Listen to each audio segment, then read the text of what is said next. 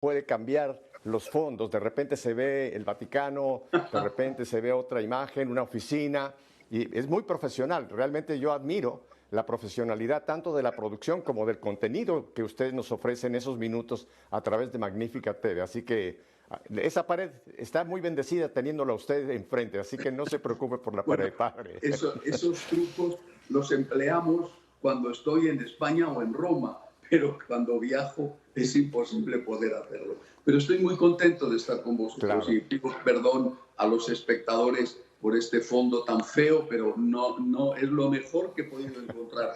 Creo que la única pared sin agujeros. El fondo lo de menos, lo importante es que está usted con nosotros.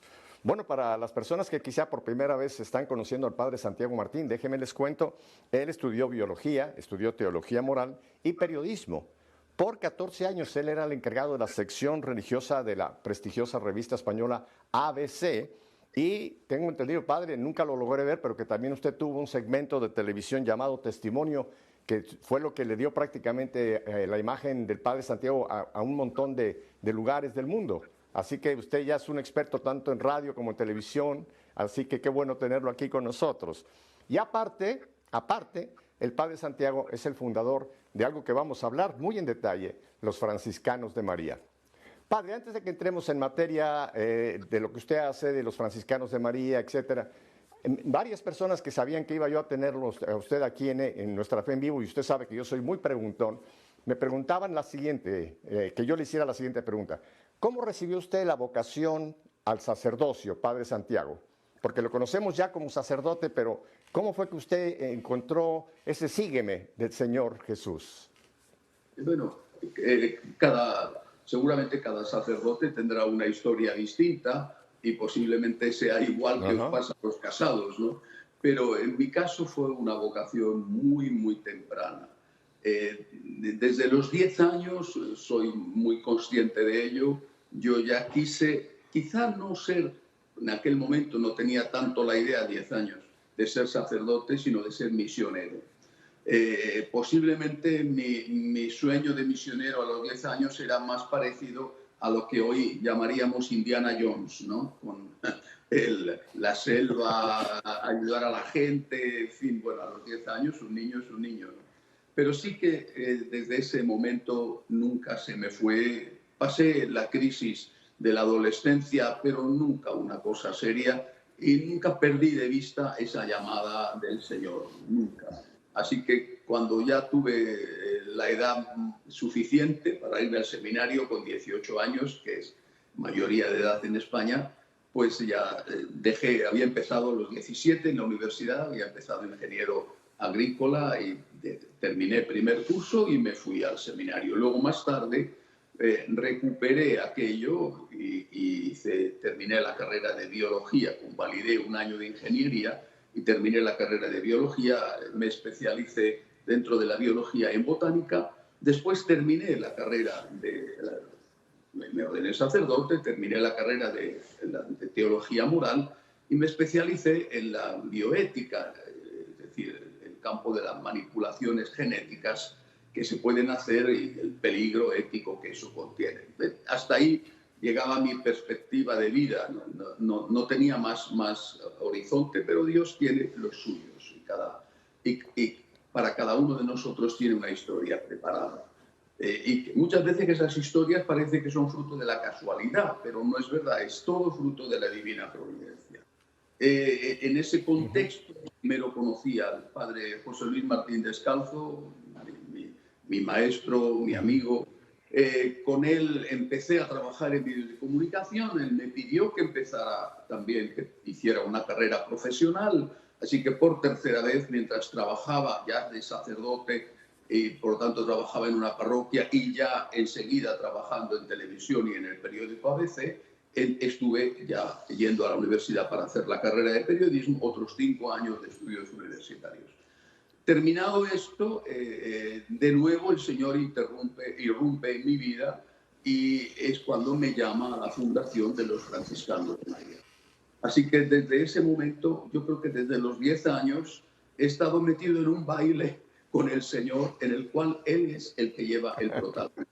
Y yo me dejo llevar, porque cuando uno no sabe bailar, lo mejor es que se deje llevar por la pareja que sí que sabe.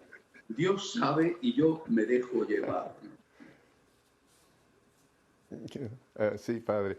A mí hay una palabra del Evangelio que me ha impactado mucho en los últimos meses, es el famoso sígueme, como el que le dio a Leví, como el que le dio a Felipe, como el que le dio al joven rico, en fin, esa palabra sígueme del Señor, ¿verdad? Pedro al final le dijo, tú sígueme. Y es interesante porque a mí me ha pasado lo mismo, padre. El Señor te dice sígueme, pero no te dice, no te da el plan completo, sino simplemente sígueme. Y como usted dice, después viene el proceso de las, como dice el Papa Francisco, de las grandes sorpresas que nos va dando el Señor, ¿verdad? Porque de repente irrumpe una situación que nunca pensábamos que iba a suceder y de repente estamos inmersos en ella. Así que esa palabra sígueme para mí es importantísima, padre. ¿Y cómo fue que usted recibió la inspiración de la formación de los franciscanos de María, esta asociación, padre? Bueno, yo cuando entré en el seminario lo hice dentro de una de las órdenes franciscanas, los franciscanos de la tercera orden regular. Pasado el tiempo, allí estuve 14 años, pero yo me di cuenta de que no era mi sitio. No quiero entrar en detalles porque a veces uno puede parecer crítico hacia aquello que ha dejado y no es justo, no es elegante, ¿no? Solo que vi que no era mi sitio. Ya está, había motivos, por supuesto, motivos serios, graves, pero yo vi que no era mi sitio, así que antes de cualquier otra cosa decidí marcharme en buena relación con los franciscanos de la Tercera Orden Regular y aconsejado y acompañado por el entonces arzobispo de Madrid, el cardenal Suquía, y por supuesto por José Luis Martín Descalzo. Pero dentro de mí estaba naturalmente eso que yo quería vivir, un estilo diferente de franciscanismo, con una marcada influencia mariana, el amor a la Virgen de una manera muy especial. Y entonces, repito, aconsejado y acompañado, tutelado en la fundación por estas dos personas, el cardenal y Martín Descalzo, pero escuchando sobre todo la voz de Dios en mi corazón, fue que emprendí esta fundación. Todo el mundo me decía que era una locura. Yo en ese momento, cuando empiezo la fundación, en el año 88, en ese momento yo era un cura joven, tenía 34 años, era un cura de éxito, tenía la televisión, la radio, el periódico, a veces ya empezaban a venderse muy bien mis libros, ganaba muchísimo dinero. Y sinceramente, desde un punto de vista humano, no debería de haberme metido en más líos. Y así me lo aconsejaron todos. O sea, no, fundar es algo muy complicado, fundar te va a producir muchas amarguras, fundar es un quebradero de cabeza, tendrás que sufrir, porque es la historia de todos los fundadores. Aunque el sufrimiento viene acompañado de las alegrías, pero es la historia de todos los fundadores. A veces no viene al principio, viene en el medio y otras veces viene al final, pero de eso no te escapas porque eres un seguidor de Cristo. Así que yo, bueno, efectivamente no tengo por qué complicarme la vida, pero no soy capaz, sinceramente no lo he sido nunca, de decirle no a Dios y sobre todo no soy capaz de decirle no a la Virgen María. Pepe, tú has estado casado, ahora por desgracia tu compañera, tu esposa está en el cielo, pero seguro que cuando vivía no podías decirle que no. Así que yo, que no estoy casado, te aseguro que era incapaz y soy incapaz de decirle que no a la Santísima Virgen. Ella manda. Y cuando una mujer manda, lo más sensato es obedecerla. Así que yo le digo a la Virgen lo que tú quieras. Y aquí me tienes, Pepe. Cuando empecé esto, repito, 34 años, una inexperiencia total, por supuesto con equivocaciones, pero hoy estamos en 65 países y eso es solo obra de María. San Juan Bosco decía, entre nosotros todo lo ha hecho la Virgen. Y yo repito exactamente esas mismas palabras. Entre nosotros todo lo ha hecho María. Padre, 65 países. La última información que yo logré encontrar eran 27, o sea que usted va a la velocidad de la luz, de 27 a 65, hay un gran trecho. Hace mucho tiempo que no nos veíamos. Pero... De verdad. Entonces la próxima vez que lo vea voy a tratar que sea más frecuente, porque si no la próxima vez me va a usted decir que ya están en 90 países, pero está bien, que se extienda la obra, ¿no? Padre, y la obra se inicia en España, ¿verdad? O sea, sigue siendo la casa madre, sigue siendo Madrid, ¿verdad? Supongo. Sí, sí y no. Es decir, la curia sigue estando en Madrid, pero yo ya desde hace varios años resido en Roma. En Roma. Porque o sea, vamos ante también la llegada de cada vez más de vocaciones, cada vez hay más jóvenes que quieren ser franciscanos de María, que quieren ser misioneros. También porque nuestra misión es formar a estos jóvenes y mandarlos a diócesis donde hay necesidad. Es esto cada vez más frecuente, los obispos piden ayuda y nosotros vamos asumiendo parroquias en uno u otro país del mundo. Entonces, estos jóvenes había que formarlos bien. Tenemos un centro en este momento, un centro de postulantado en Uruguay para una parte de Latinoamérica. En Venezuela tenemos un centro de postulantado solo para Venezuela debido a la peculiaridad de ese país. Y después hacen ahí la prueba. Tenemos un centro de postulantado en África, en Togo, y otro centro de postulantado en Camerún. Los jóvenes van a estos países, el más próximo o el más conveniente, por cuestiones de visado, hacen una experiencia breve, unos meses nada más, y después se hace un primer discernimiento. Después de ese discernimiento, el que pasa el discernimiento va a hacer el noviciado a España. Hace el noviciado en Madrid y también los 2 años de filosofía en Madrid. Terminado eso, ya se pasa a estudiar la teología a Roma.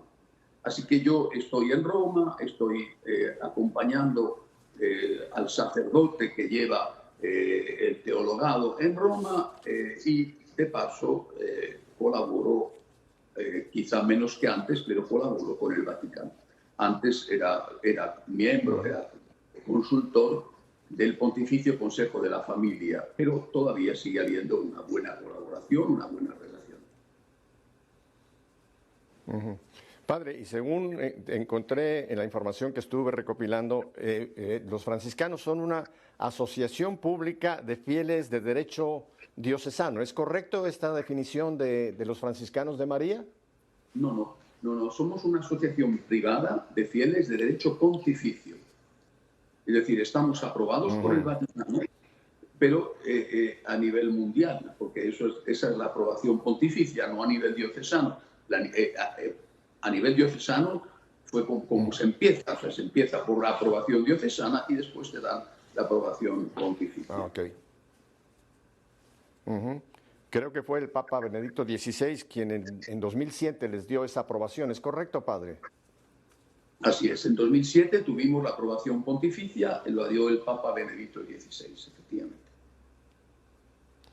Padre, y los franciscanos esta asociación es meramente masculina o también hay la presencia femenina en los franciscanos de María? Bueno, vamos a ver, lo primero que hay que decir es que los franciscanos de María es una asociación laical de laicos, de seglares, que tiene un núcleo de sacerdotes. Por desgracia, la rama femenina está muy poco desarrollada. En cambio, con la masculina, como he dicho, gracias a Dios, cada vez hay más vocaciones, más chicos que quieren ser misioneros, sacerdotes misioneros. Pero la inmensa mayoría de los franciscanos de María son seglares, son laicos. Hay unos laicos y hay otros laicos consagrados. En este momento hay 1.831 laicos consagrados en los franciscanos de María. Wow. Es una cosa importante, por supuesto. Hay muchísimos más en otras instituciones, pero hay 1.831 laicos consagrados.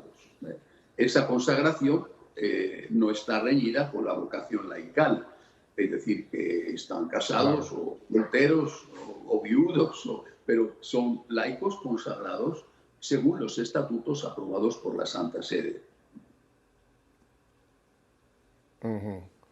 Vamos a hablar un poquito del carisma de los franciscanos de María, que es muy interesante, pero yo quisiera hacer una pregunta lateral a lo que estamos hablando, padre.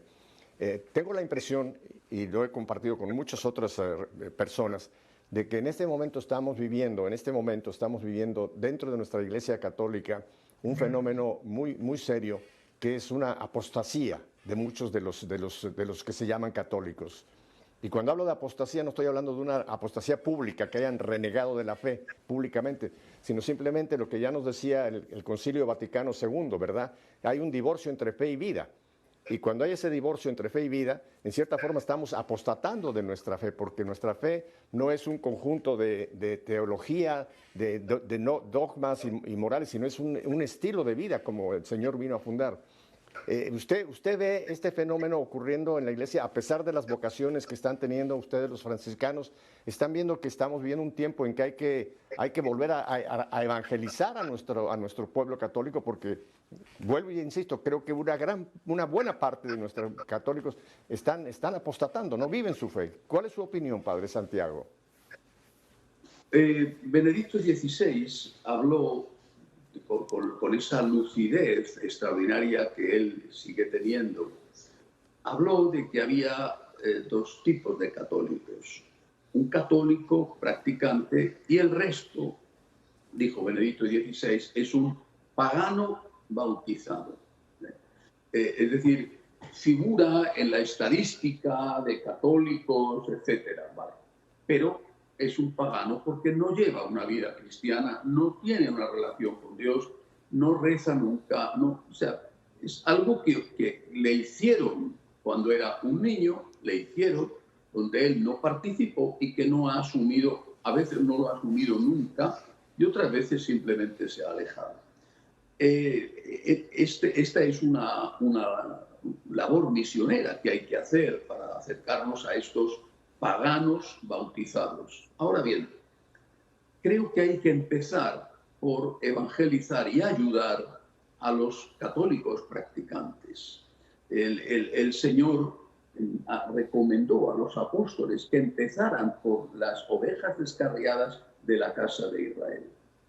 Hay muchos católicos que están desconcertados, que están sufriendo mucho, que se sienten abandonados por sus pastores y que de alguna manera necesitan una ayuda extra, además de la que le ofrece su parroquia, porque a veces su parroquia no solamente no le ayuda, sino que le hunde debido a la formación claramente herética que dan.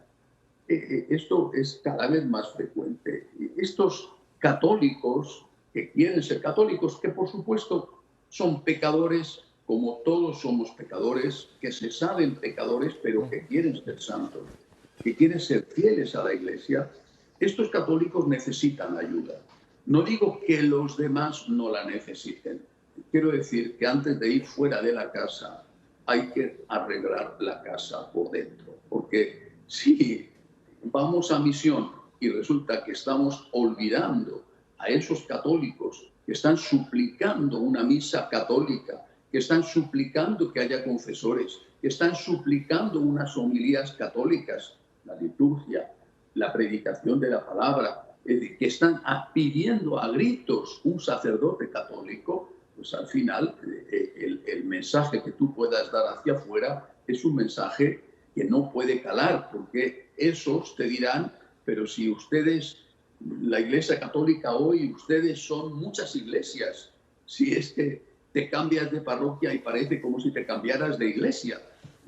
Pónganse ustedes de acuerdo primero en qué son ustedes, qué es lo que ustedes enseñan, porque según el cura, así es la enseñanza, y eso es, no digamos ya, según el obispo o según el cardenal, es una confusión tan espantosa y tan generalizada que el que está sufriendo más en este momento es precisamente el católico practicante. Creo que por lo menos desde nuestro punto de vista es al primero al que hay que ayudar. No digo al único al que hay que ayudar, pero sí es el primero al que hay que ayudar.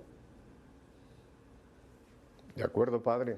Hay un refrán, me imagino que en España también lo tienen, que dice, no se puede ser luz de la calle y oscuridad de la casa. Tenemos que empezar, como usted bien lo apunta, por casa, para después poder hacer la misión agentes, salir afuera. Pero hay otra clase de católicos, padre, que son los que yo creo que los catalogo como un poco en la apostasía, que es, no sé si se da mucho en Europa, pero en América, el famoso católico a mi manera. No es practicante, o sea, no es como los que usted escribe que quieren una homilía, que quieren sacramentos, que quieren formación, que realmente están ansiosos de poder vivir su santidad. No, el católico que es católico a mi manera. Va a misa el domingo, posiblemente comulga sin haber confesado, y vive un catolicismo influenciado por lo que también el Papa Benedicto nos alertó desde la víspera de ser electo Papa, ¿no? Esta famosa tiranía del relativismo. El que acepta una cosa, acepta otra cosa, acepta que se pueda haber unión de hombres con hombres, mujeres con mujeres, acepta el aborto si alguien en su familia tiene que abortar, y sin embargo se consideran católicos y están en las parroquias, padre. Esos creo que son muy peligrosos y hay que también evangelizarlos. ¿Qué piensa de ese católico a mi manera, padre Santiago? Bueno, el católico a mi manera puede ser, por ejemplo, aquí en Estados Unidos, el presidente Biden, ¿no? Por poner un nombre, o la presidenta del Parlamento, Nancy Pelosi. Son católicos a su manera. Es por poner un ejemplo, ¿verdad? En Estados Unidos se está viviendo intensamente la resolución de la Corte Suprema sobre el tema del aborto. Y es para mí, para muchos católicos norteamericanos, doloroso y escandaloso que personas que se profesan católicas y que dicen que son católicos practicantes estén haciendo la campaña que están haciendo a favor del aborto, la que han hecho y la que siguen haciendo. Ese es un ejemplo. Naturalmente no es el único y no solamente sobre ese tema, como tú acabas de decir, Pepe. Yo creo que estas personas necesitan ser acompañadas, corregidas, pero corregidas con amor también, y acompañadas. Acompañadas porque puede haber casos en los que están en el error porque nadie les ha sacado de ese error. Otros casos no. Yo creo que el presidente Biden sabe muy bien lo que hace, pero puede haber muchos laicos que están influidos por la cultura del ambiente, una cultura de ideología de género, una cultura abortista, una cultura de eutanasia, es decir, la cultura del ambiente, y si no han tenido una buena formación, un acompañamiento espiritual, un encuentro intenso con Dios, pues como no han tenido eso, al final ellos se piensan que son buenos católicos, incluso van a misa y hasta comulgan, pero su vida no tiene nada que ver, o al menos en algunos aspectos, no tiene nada que ver con las enseñanzas católicas. Necesitan ser ayudados. Hay que decirles la verdad y hay que decírselo con amor. La verdad con caridad, porque la verdad es la primera obra de caridad, pero no tiene que ser dicha como el que saca una espada para cortar cabezas, tiene que ser dicha con mucho amor para que la persona sea de verdad ayudada. De acuerdo, padre. Usted tocó un punto importantísimo que yo lo he recalcado en otros aspectos. Nosotros no debemos juzgar a nadie. Yo me recuerdo aquella famosa frase que el Papa Francisco usó viniendo de uno de sus viajes cuando le preguntaron sobre el homosexualismo. Y él dijo, ¿yo quién soy para juzgar? ¡Oh! La que se ha armado, y todavía le sacan esa frase al Papa cada vez que pueden por ahí. Pero yo creo que tenía toda la razón, padre. El juicio le corresponde exclusivamente a Dios. Nosotros no podemos juzgar, pero sí podemos observar para ayudar.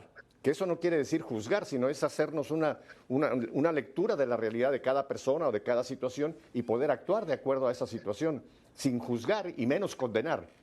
Eso sí, creo que también tenemos que desterrarlo completamente de nuestras posibilidades, porque ¿quiénes somos nosotros para juzgar? Esa palabra juzgar, ¿así la entiende usted, padre, que el juicio solamente le corresponde a Dios? Sí, efectivamente, es el propio Señor el que dijo, no juzguéis y no seréis juzgados.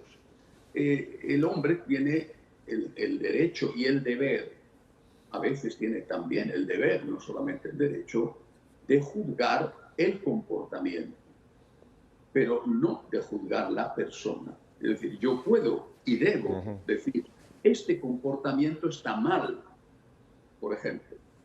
La pederastia está mal. No puedo permitir que haya un análisis subjetivo sobre la pederastia. Es un hecho intrínsecamente malo. Yo puedo decir, el trato, el comercio, por ejemplo, con personas, el comercio de mujeres o de hombres, está mal. Puedo decir, esta guerra de Ucrania está mal. Y así, el narcotráfico está mal. O sea, yo sí puedo y debo juzgar, sobre todo cuando tengo responsabilidades, por ejemplo, un padre con sus hijos, una madre con sus hijos, o un sacerdote, o un obispo, o el Santo Padre. Tengo el deber de juzgar los hechos, las obras. Ahora, ¿quién es el que comete eso? Pues, desde el punto de vista de la ley tendrá que ser juzgado, pero desde el punto de vista de su conciencia tiene que ser dejado al juicio de Dios.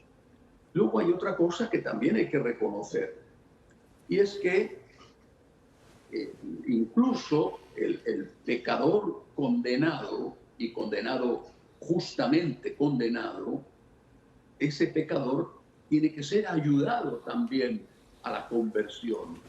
Y esto quizá a veces en este contexto se olvida. Es decir, pongamos una persona que ha sido condenada justamente por un delito, el que sea, un delito horrible.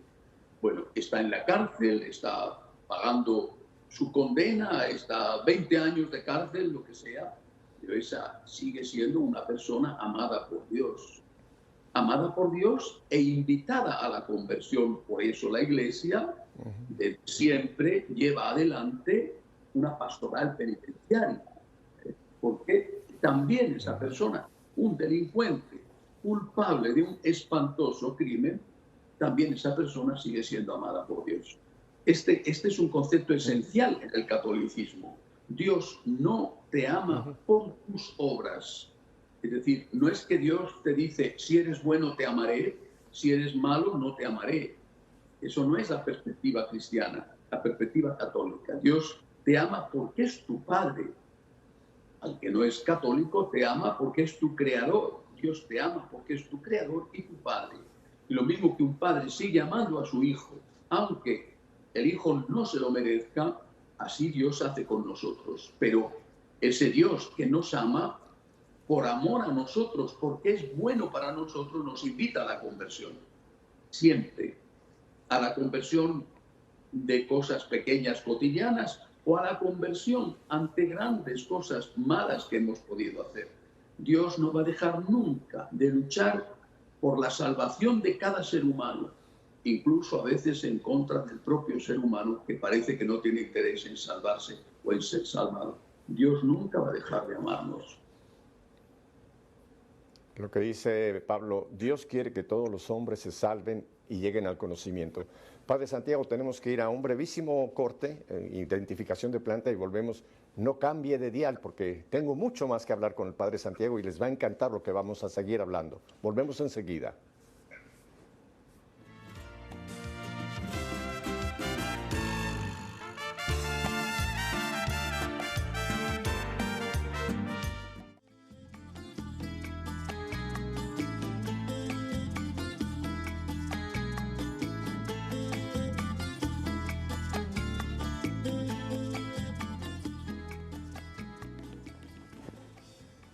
Yo sé que igual que este servidor, ustedes están encantados con esta participación, con este regalo de Dios que es tener al Padre Santiago Martín nuevamente aquí en EWTN y Radio Católica Mundial. Padre, para cerrar el punto que estaba usted exponiéndonos, estoy de acuerdo, cuando hablaba usted de juzgar es usar la razón, o sea, es leer los hechos, saber la situación, pero no dictar sentencia, que eso, como usted ya bien lo dijo, eso le corresponde solamente al juez. Padre, en este segmento que me acaba de ofrecer nuevamente mi productora, yo quisiera entonces ir a un punto que creo que va a ser muy interesante. Ya hablamos de su fundación, ya hablamos que está usted prácticamente en los 5 continentes con Franciscanos de María, ya nos explicó usted cómo lo forman los franciscanos, que tienen sacerdotes, tienen laicos, etcétera, etcétera. Yo quisiera ahora que nos hable usted del carisma de los Franciscanos de María, que me parece que es el núcleo clave de esta entrevista. ¿Cuál es el carisma? ¿Por qué existen los Franciscanos de María en este momento, siglo XXI? Las fundaciones deberían de poderse identificar con una sola palabra, como una especie de fórmula magistral que dices, a ver, busco esto, es esto. Vale. Cuando uno piensa en Santa Teresa, piensa en la palabra oración, por ejemplo. Cuando uno piensa en San Francisco, piensa en la palabra pobreza. Cuando uno piensa en los jesuitas, en San Ignacio, piensa en la palabra obediencia. Bueno, cuando uno piensa en los salesianos, piensa en la palabra educación. Hay algo que resume, aunque naturalmente el carisma es mucho más amplio que esa palabra. Digamos que se ve desde esa perspectiva, desde la obediencia, todo el Evangelio. Desde la pobreza se ve todo el Evangelio. Bueno, es decir, la persona que vive la pobreza desde el punto de vista franciscano también tiene que vivir la castidad, también tiene que vivir la obediencia, ¿verdad? Y la persona que vive la obediencia también tiene que vivir la pobreza y también tiene que vivir la castidad. Pero desde ese ángulo se contempla todo el Evangelio. Dicho de otra forma, los carismas son un aspecto de Jesús. El Jesús orante, el Jesús pobre, el Jesús obediente, el Jesús que educa a los niños, el Jesús que cura a los enfermos, el Jesús misionero. Así es. Esa es la teología de la vida religiosa, la teología de los carismas. ¿Cuál es nuestro caso? ¿Cuál es la palabra? Esa palabra es agradecimiento. Agradecimiento. ¿Por qué?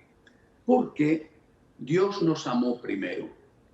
Es decir, la respuesta de un católico a Dios no es una respuesta que nace del católico, sino que es una respuesta ante algo recibido. No soy yo el que le digo a Dios, te quiero. Soy yo el que le digo a Dios, tú me has querido a mí primero y yo te agradezco. Tú me has dado primero, tú me has creado.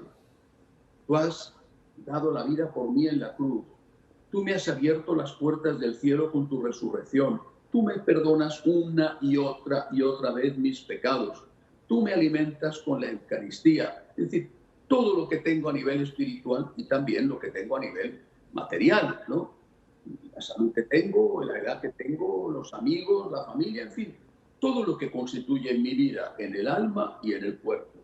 Tú me has amado y ahora, Señor, yo, movido por tu Espíritu, quiero amarte. Soy una persona que quiere responder a tu amor. Y esa palabra de respuesta es gracias.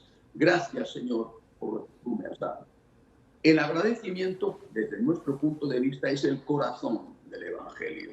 Es la respuesta de vida con V de Barcelona, de vida. Tengo el deber de dar esa respuesta. Y de vida con V de Valencia, porque tengo una respuesta que dar que se transforma en vida, en mi vida. Porque si no, el agradecimiento sería solo sentimiento. El agradecimiento tiene que transformarse en vida, tiene que transformarse en obras de agradecimiento. Nosotros, por lo tanto, lo que hacemos es enseñar a agradecer. ¿Quién quiere amar a Dios? Esta es la pregunta que hacemos. ¿Quién quiere amar a Dios con un amor puro? ¿Quién quiere amar a Dios como le amó la Santísima Virgen? Nadie como ella. ¿Quién quiere amar a Dios cuando se da cuenta de lo que Dios ha hecho por él? Y lo que hacemos es enseñar a amar a Dios. Enseñar a tener una actitud con Dios justa y agradecida. Tengo el deber de amar y tengo que demostrarlo con obras. Fíjate que en un prefacio, y no recuerdo mal, es el prefacio cuarto que se reza en el tiempo ordinario de la liturgia, dice: es nuestro deber y salvación darte gracias siempre y en todo lugar. Pues dice, aunque tú no necesitas nuestra alabanza, es don tuyo que seamos agradecidos.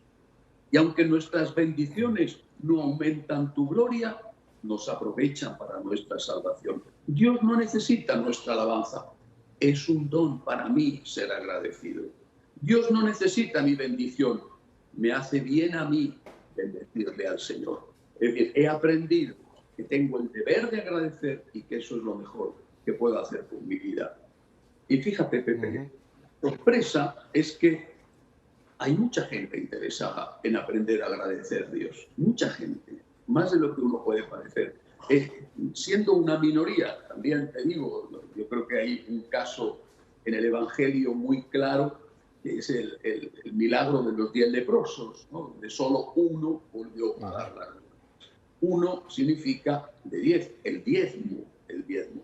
Y yo creo que hay un diezmo de personas, es decir, una parte de esos católicos bautizados que quieren practicar su fe honestamente, no de los paganos bautizados que hablábamos antes, pero sí que hay un diezmo, una parte que quiere agradecer, que quiere que le enseñen a amar a Dios, que le enseñen a amar al amor y que quieren dejarse llevar de la mano por la Virgen. Si alguna persona tiene interés, basta con que me escriba a mi correo, que es el que doy siempre, consultas@frmaria.org. F de Francia, frmaria.org. Porque hay una revolución del agradecimiento hoy en el mundo. Hasta el punto, cuando yo empecé en el año 88, nadie hablaba de esto. Hoy incluso hay libros de autoayuda que presentan el agradecimiento como una forma de tener paz interior y de mejorar tus relaciones con los demás. Yo no lo presento desde la perspectiva de la autoayuda, sino desde la perspectiva de la relación con el Señor. Pero cuando aprendes a ser agradecido con Dios, inmediatamente eres agradecido con las personas con las que vives. Hay varios textos, pero yo quisiera tocar dos textos de San Pablo que son importantes para simplemente apoyar muchísimo esto que nos dice. Uno está, usted los debe conocer de memoria, día y noche, está en la carta a los Colosenses, capítulo 3, versículo 15, donde dice Pablo, finalmente sean agradecidos. Finalmente sean agradecidos. Otras traducciones dice, y sean agradecidos. Y el otro está en la carta a los Tesalonicenses, en el capítulo 5, empezando por el versículo 16, porque es muy interesante. Empieza diciendo Pablo, estén siempre alegres, oren sin cesar, den gracias por todo. Eso es lo que quiere Dios de ustedes como cristianos. Padre, sobre todo este texto de Tesalonicenses, me interesaría que usted nos lo ampliara un poco, porque empieza, estén siempre alegres. Pero creo que no está hablando de esta alegría de los sentimientos, de las emociones, que eso es pasajero. Nosotros los humanos somos como una montaña rusa. En un mismo día podemos tener momentos alegres, podemos tener momentos de tristeza, de depresión, de euforia, en fin, vamos subiendo y bajando. Después dice lo que usted mencionaba, oren sin cesar. Y luego la tercera afirmación, den gracias por todo. O sea que el dar gracias por todo quiere decir que todo, aún las cosas que nos parecen negativas o que nos parecen que no hay nada por qué dar gracias, aún ahí tenemos que dar gracias. ¿Qué dice usted de estos dos textos? Y sobre todo me interesaría que amplíe dar gracias por todo.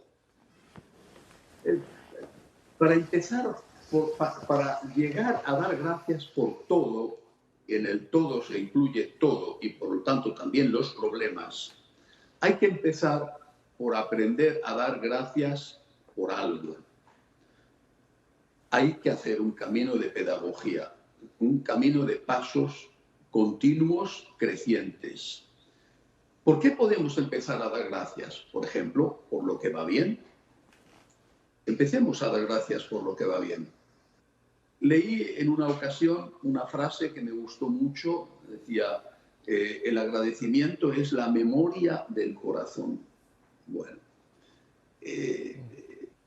sí, al menos empecemos por hacer memoria de lo bueno, ¿no? Porque al estar heridos por el pecado original, una de las consecuencias de esa herida es que somos muy poco agradecidos. Y además, no solamente eso, es que olvidamos rápidamente lo bueno y nos acordamos preferentemente de lo malo, tanto en la relación con las personas, lo malo que nos han hecho, como incluso en nuestras propias circunstancias de vida. Un personaje terrible, sanguinario, cruelísimo, como fue Stalin, pero conocedor del ser humano, decía, el agradecimiento es un defecto, pero que solo lo tienen los perros, decía. Es un defecto, él consideraba que era un defecto, pero decía, no lo tienen los hombres, este defecto no lo tienen los hombres, lo tienen los perros, porque efectivamente hay que ver cómo son de agradecidos los perros. ¿Qué nos pasa a nosotros? Que esa herida del pecado original nos lleva a no ver lo bueno que tenemos, sino solo lo malo que tenemos, y a olvidar lo bueno que hemos tenido y solamente fijarnos y recordar lo malo que hemos tenido. Nosotros en nuestra pedagogía del agradecimiento empezamos por estos pequeños pasos. Vamos a ver. Con la gente con la que vives. Quizá cuando esa señora se casó o ese señor se casó, veía lo bueno. Pasa el tiempo y ahora solo ve lo malo. Entonces no tenía una visión completa, objetiva, pero ahora tampoco. Porque ahora ha olvidado lo bueno que le atrajo de esa persona. Quizá algo se fue, pero otras cosas siguen. Eso ya lo ha olvidado. Entonces es necesario recuperar una visión diferente sobre las cosas. Recuerdo una frase de José Luis Martín Descalzo que decía: tenemos que limpiarnos las gafas, decía, porque poco a poco las gafas se van oscureciendo con la contaminación, entonces se van volviendo negras y al final todo lo vemos negro. Somos unos quejitas, que mal va todo, qué desgraciado soy, qué penita me doy a mí mismo, nadie me quiere, nadie, ¿no? Y es una cosa deprimente en el sentido incluso físico, de depresión. Esas personas que no son capaces de disfrutar de la vida, no porque no tengan motivos, sino porque han permitido que sus gafas se vuelvan oscuras, se tiñan de negro. Hay que hacer un esfuerzo de decir, a ver, esto me va mal, o con esta persona, pero mira la parte positiva.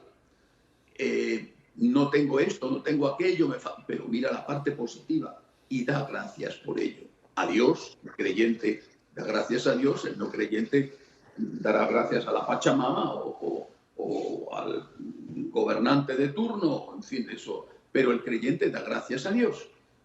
Partiendo de ahí es el primer paso, ver lo positivo de mi vida y ver lo positivo de las personas con las que vivo. Tengo ya una capacidad para ver la realidad más completa. No solamente lo malo, que sigo viendo lo malo, naturalmente, lo que me falta, sino también lo bueno. Soy más objetivo y no soy tan subjetivo como antes. A partir de ahí, dando gracias por esto, puedo dar otro paso, que es el decir, gracias Señor, porque en mi pasado, empezamos por ahí, en mi pasado, han ocurrido cosas malas, pero he visto que después se transformaron en cosas buenas. Y aquello que me hizo sufrir, que no entendí, que rompía mis planes, aquello hoy es causa de bendición. Por lo tanto, gracias por aquello. Y ahora ya sí puedo dar el tercer paso. Y gracias también por esto que ahora no entiendo, que ahora me hace sufrir, pero que confiando en ti sé que será también en el futuro una bendición. Por otro lado, una cosa que para mí, para nosotros es muy, pero muy importante, es tener una perspectiva completa de la vida. Me refiero a que la vida no es esto solamente, Pepe. La vida es la vida eterna. Estamos ante una diminutísima, insignificante parte de nuestra vida. Hay vida eterna. Si esto lo olvidamos y lo hemos olvidado y no se predica prácticamente nunca, al final, aunque tengamos fe, es como si no tuviéramos fe. Y las alegrías se viven de una forma desesperada porque son fugaces, los dolores se viven de una forma desesperada porque se piensa que no sirven para nada. Hay vida eterna. Yo confío en el Dios Padre que me ama. Confío en el Dios providente. Este problema, esta circunstancia, esta persecución, esta crisis, lo que sea, esto tengo que verlo con la perspectiva de la vida eterna.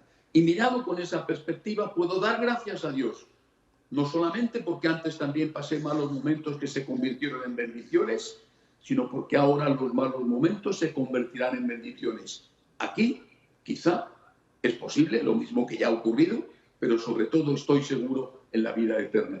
Así que por eso estoy alegre. A veces tengo mis altibajos, pero estoy alegre, lucho y sobre todo me abandono, confío en Dios, me abandono ciegamente en Dios, estoy en sus manos. Tengo padre y tengo madre.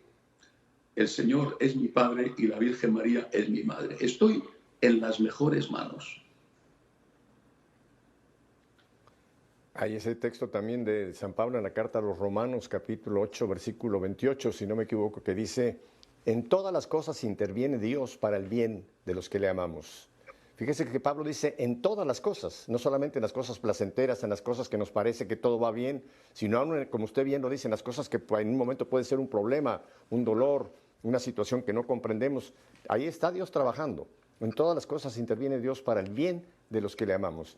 Padre, es que muchas veces cuando llega una situación desagradable o implacentera o dolorosa, muchas veces nuestra pregunta es, ¿por qué Dios a mí? Yo creo que Dios nunca nos va a contestar el por qué. Si cambiamos la pregunta y le decimos ¿para qué? Entonces sí es donde podemos, por el Espíritu Santo, empezar a entender que para qué esto que me parece tan fuera de mi deseo, ¿para qué? Puede haber una gran lección. Mire, a mí me pasó, lo he contado aquí varias veces con la partida de Viri, mi esposa. Fue duro, padre. Teníamos ya casi 55 años de casado y habíamos orado miles de personas por esa situación de cáncer el cual ella atravesaba, y yo le pedí al Señor, Señor, por favor, yo te he servido tantos años, ayúdame con la salud de Viri, y Viri partió al cielo consecuencia de ese cáncer, ¿no? Y fue hasta unos días después, un par de semanas, que en un momento determinado el Señor, yo no me habló una voz como en el Tabor, pero yo sentí en mi corazón que me decía, Pepe, tú me habías pedido que yo te sanara a Viri, ¿verdad? Le digo, sí, Señor, y mira, ya no está. Y el Señor me dijo, está sana, está conmigo. Tú me pediste su salud, yo le di ahora la salud eterna. Y cambió completamente mi perspectiva, Padre. Desde entonces ya no tengo ese sentido, sino ahora le doy gracias a Dios de que ya está, ya no tiene cáncer, ya está esperándome por toda la eternidad en el cielo. Y cambió completamente las perspectivas cuando se dejó el por al para qué. Así que yo creo que es importantísimo. Padre, en estos 5 minutos que me quedan, estas escuelas o estas formaciones que tiene usted de agradecimiento, ¿cómo la gente puede inscribirse a estas escuelas o tiene que hacerse miembro de Franciscanos de María? Cuéntenos cómo mucha gente se puede beneficiar de este gran carisma que tienen los Franciscanos de María, Padre. Ahora es muchísimo más fácil que cuando empezaba la primera vez en los primeros programas tuyos. Es muchísimo más fácil porque, aunque sigue habiendo escuelas presenciales, personas que se reúnen en una parroquia o en una casa, hoy la inmensa mayoría de las escuelas son online. Entonces, cualquier persona puede elegir el horario, el día y la hora que mejor le conviene. Cualquier persona, basta con que tenga acceso a Internet, naturalmente, porque si no, eso sí que no se puede, ¿no? Pero basta con un teléfono, ¿no? Entonces por eso hay miles de personas que están ya en las escuelas de agradecimiento. Eso nos ha servido muchísimo para poder desarrollarnos, para poder crecer. Cualquier persona puede estar en una escuela de agradecimiento.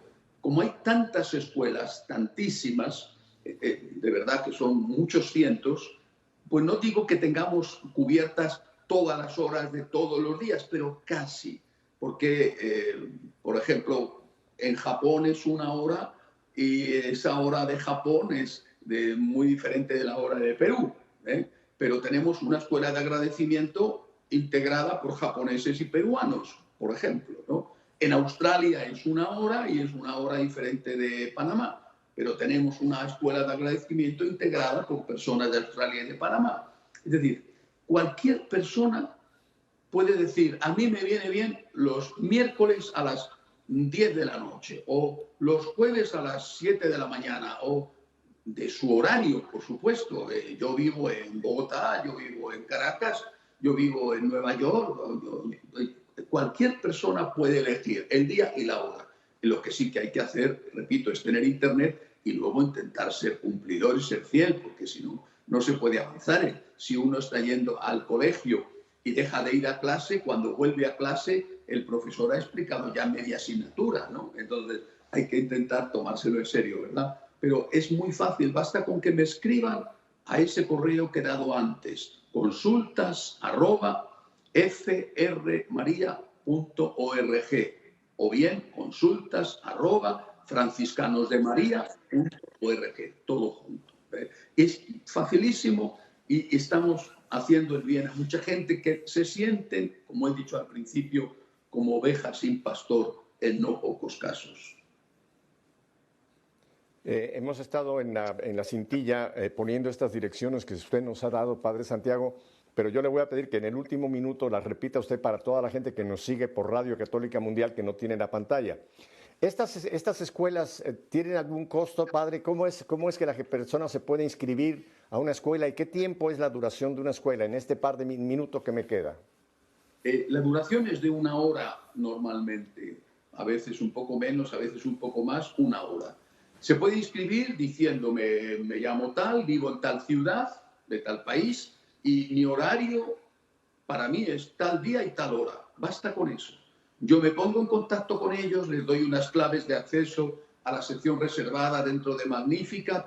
Es decir, ya nosotros nos ponemos de acuerdo con ellos, le pongo en contacto con un catequista de una escuela concreta y a partir de ahí ya ellos se integran. Basta con una carta diciendo, este es mi nombre, el correo electrónico ya viene con la carta, por supuesto, este es mi nombre, vivo en tal ciudad, quiero tal día y tal hora. Es suficiente.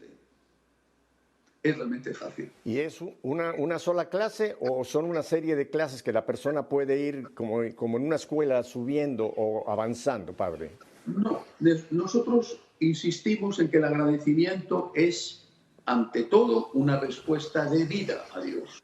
Por tanto, lo que hacemos es dirección espiritual. Cada semana un propósito sacado del Evangelio del domingo para ser llevado a la práctica y luego, como en toda dirección espiritual, una comunión de experiencias. En la dirección espiritual clásica se hacía personalmente con el sacerdote, ahora es imposible pensar en que debe haber un sacerdote por persona. Es imposible. Entonces hemos creado esta dirección espiritual colectiva donde se cuenta lo positivo de aquello que se ha vivido durante la semana. Eso nos ayuda muchísimo a poner en práctica el Evangelio, es decir, a dar gracias con obras. Perfecto. Pero además hay los temas de formación. Bueno, en este momento tenemos ya 10 cursos de formación. 4 basados en el catecismo, incluida, por ejemplo, la doctrina social de la Iglesia, un curso dedicado a la espiritualidad, San Francisco y la Virgen, y 5 cursos dedicados a la Biblia, toda la Biblia, Antiguo y Nuevo Testamento. Eso, naturalmente, se va haciendo pues, poco a poco. Tengo que interrumpirlo.